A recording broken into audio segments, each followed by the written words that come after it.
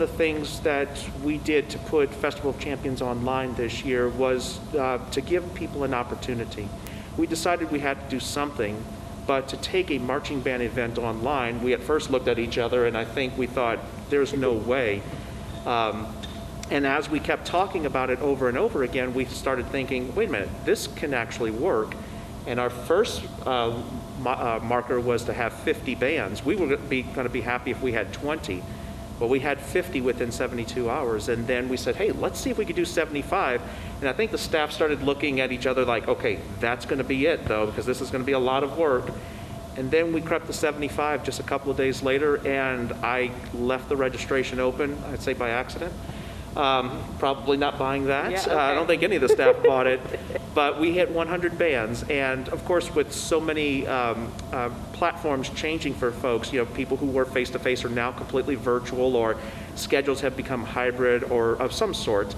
We actually have, I think it's 87 total bands that are participating in this year's Festival of Champions. So really an outreach for our director friends, but also for the seniors and the freshmen that are marching in those groups to have that opportunity to do what it is they enjoy, as long as they're able to do it safely. So for us, it was a great outreach that we can give them that opportunity. We're opening an opportunity that perhaps this will grow into something even greater, but this is one of those first steps that we didn't even think that was going to be possible at first. I believe we actually joked, yeah, let's just throw it online. Everything else is going online, and here we are, judging 86, 87 bands now. So it exploded.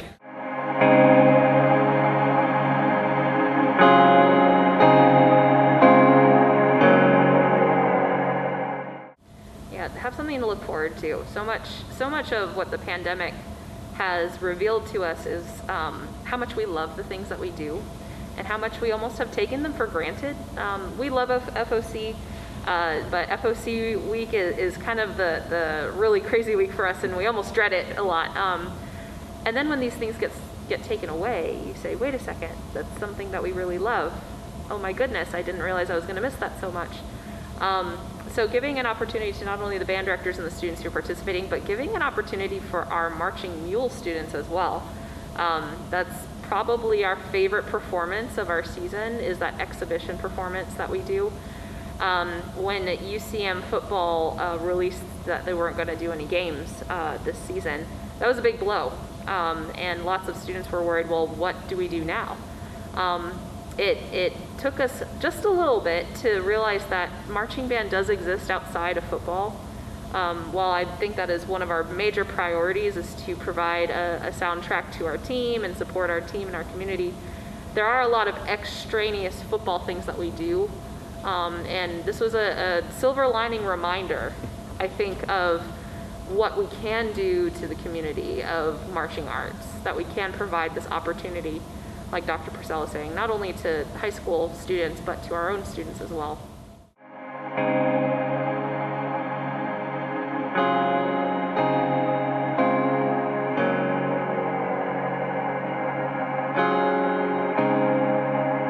The ultimate intention was to use Soundtrap as a rehearsal tool. But our usage of Soundtrap as a marching band surpassed this intention in September, when we were forced into an all-virtual environment due to events surrounding the pandemic. As a full marching band, we use Zoom and Soundtrap to not only rehearse, but also to produce one of the selections for our 2020 show, Movie Music That Empowers Us.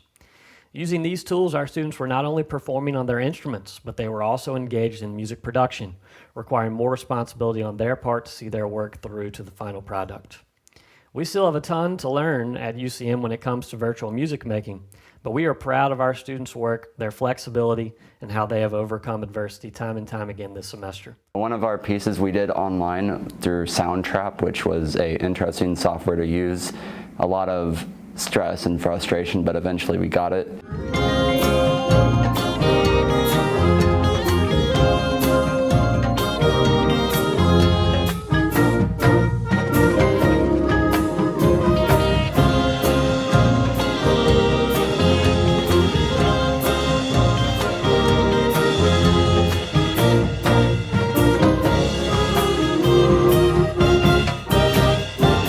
Marching band is that social aspect. You got to have it, and so we wanted to maintain that to some degree. And so we went ahead with the Zoom rehearsals, not really knowing how it was going to go. And it went pretty well. I mean, it wasn't perfect. It doesn't replace the marching band experience that people love. Being in large groups of people, having that social aspect. I mean, it's difficult to replace that with Zoom. And especially at that time, like, I mean, it was a rough time for everybody. I mean, the world's in a kind of weird spot right now. So like, it was fairly successful. I mean, we got stuff done. At least we can say that we were productive to some extent. It didn't replace the experience, but it was somewhat productive. So going into marching camp in August, like, we got word that we were going to do all virtual. I think it was like 2 weeks out. So, I mean, that's just the way the world is right now. I mean, you get little notification for anything that's going to happen. At first, I had my doubts about how online learning could actually work, especially for marching band. When you think of marching band, you think of marching in person on a field. But as we've tried out our different designs and our different techniques of executing stuff, it's changed my opinion a little bit. I've seen that there are ways to work around not actually being physically in person to work on things. I think that this whole online music thing has, given musicians opportunities to learn things like recording softwares or, how to work with audio and stuff like that. And I think that will lead to more opportunities to work with people that they can't meet with in person and make new music with that. So I think that online music has impacted band culture, because since we haven't been able to have football or anything like that, we actually haven't had a due date for anything to get completely done. So we've been able to focus on the quality of our own music and making it as best as we possibly can. So the band culture, it definitely took a hit when we learned about there wouldn't be any football this fall and online learning. It was rough those first 2 weeks, but I think we've come up from that, and we're used to it now, which was a big help, just kind of working through that situation. We're definitely coming up from there, and I like to think it's going really well right now.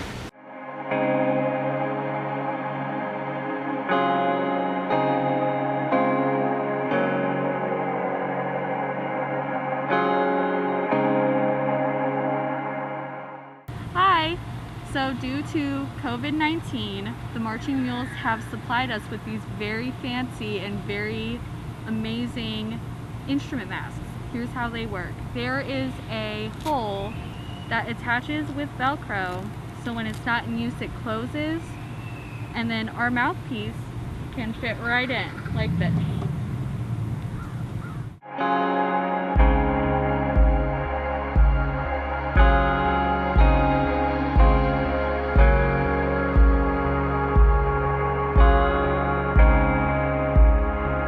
One of the biggest things that I was concerned about is obviously social distancing. We kind of have the advantage of being an outdoor activity. But still, we want to make sure with a band our size, it is possible for us when we're doing what's called pass-throughs, when we're going from one form to another, for us to pass through each other and get really close, less than the 6 to 8 feet that everybody's saying do in order to be socially distant. So that's one of the things that I really took care of when looking at the drill. On a normal year, we might get as close as 4 feet to each other, depending on the formation and how it's moving.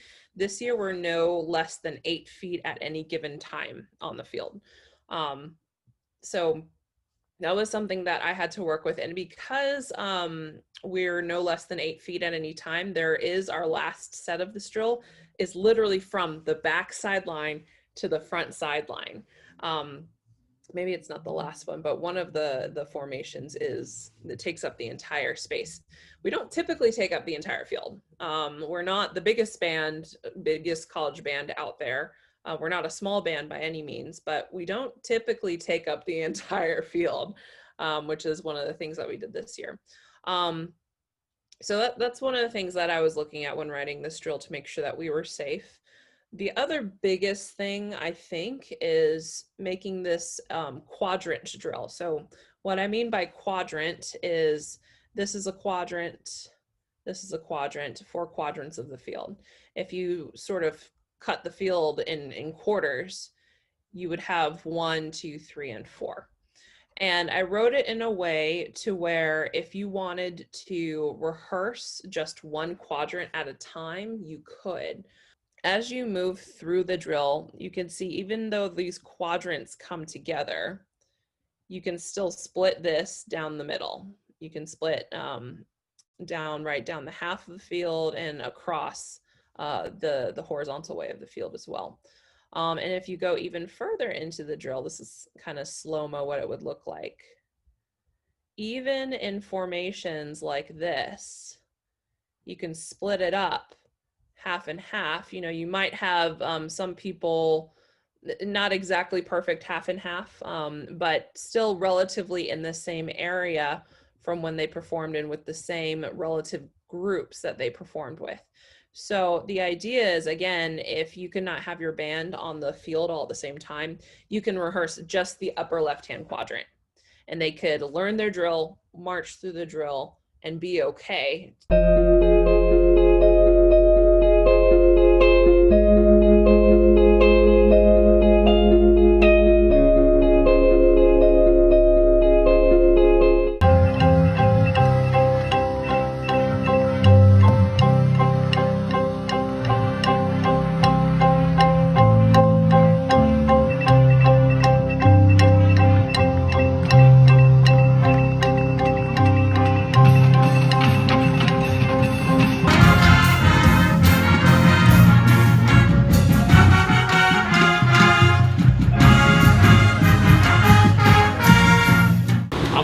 I'm an instructor in the digital media production program.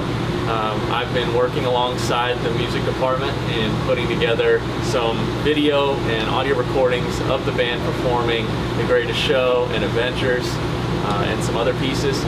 It's been weeks in the making, and we've spent multiple days going out in different locations, shooting with multiple cameras, giving them some different angles and some close-ups of people in the band performing, wide shots to see the formations coming together, in hopes that we can put it all together with some nice clean audio and have those be displayed for an even bigger audience for the online Festival of Champions, with that being the ultimate goal.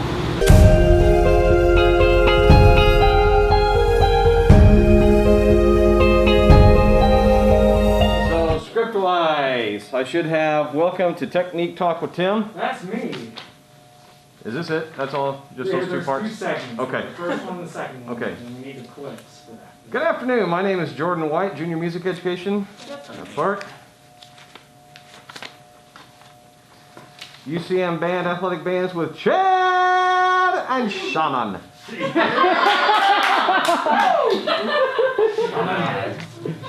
I'm Chad Fisher, one of the TAs for Marching Mules. Today we're recording some of our stuff for our virtual FOC broadcast. I'm talking about our athletic bands, the marching band, and the pep band.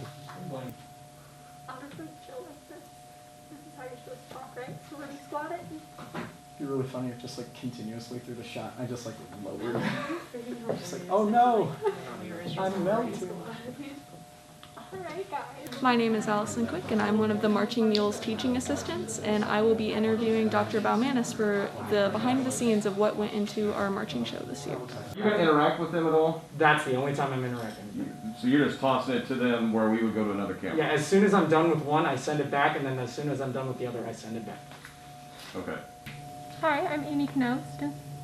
I'm Jordan White. I'm Olivia Jenkins, and we are your drum majors, and we are anchoring this year's virtual Festival of Champions. Read through real quick. Yes, sorry. Welcome to Technique Talk with Tim.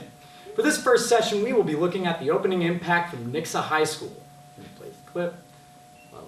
The students did a really great job having a consistent airstream, making the dynamics really pop out. They nailed the musical style and interpreted it perfectly. Awesome job, Crimson Corps. Throwing it back to Olivia. Keep going. Welcome to Technique Talk with Tim again. For this first, oh, it's doing the same thing over and over again. You want me to just keep doing it? Yeah, just keep going. Okay. We just need good audio levels. Okay. So being one of the drum majors as part of virtual FOC, I hold a very important role in that. We basically lead the entire actions of FOC, which we'll see once it premieres. We are pretty much the face of the band. So we direct traffic throughout all of it. We did an entire recording session for it. And all in all, there's a lot of behind the scenes work that we do to help make sure that all of the music and progress we've been making continues to grow. We were in the digital media production studio, like the TV studio, and we did a news show where we were all dressed up. There was like anchors, which were the drum majors, Jordan, Olivia, and Amy, and then we had the TAs and Dr. B and Dr. Purcell doing different bits, and then I was like a weatherman where I like judged drill and music and stuff like that from a couple groups. And it was really interesting because I've never read a teleprompter before in my life until now, and it was actually a lot easier than I thought it was. It was interesting because it was just silent most of the time, and it was really awkward because like everyone was like super tense because it's a TV studio. But I thought it was a really cool idea to change how competition in marching band works, because we still have all these visual aspects from these other bands submitting these videos, which like I've watched through basically all of them at this point trying to choose clips, and it was weird because we were like, is this actually going to work? And after today I was like, this is ingenious, like with doing this virtual like awards show, kind of like a Grammys for marching band almost.